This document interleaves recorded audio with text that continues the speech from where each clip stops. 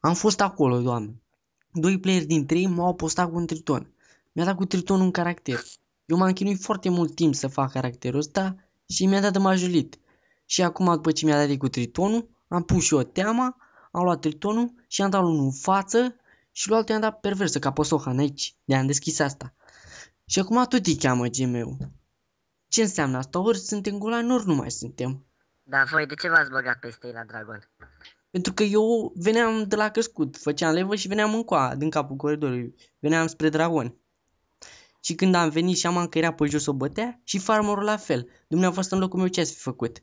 Ei, mi-au spus ceva despre un dragon, că voi vreți să faceți acel dragon. Da, ascultați-mă. Și că mea are grupă cu băiatul acela. S-a îndrăgostit amândoi și a făcut grupă.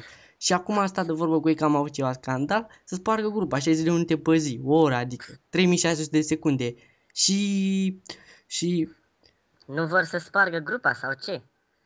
și după aia, și după aia când au fost ăștia s-au dus să le zică, spargeți grupa. Și i-a luat direct la bătaie.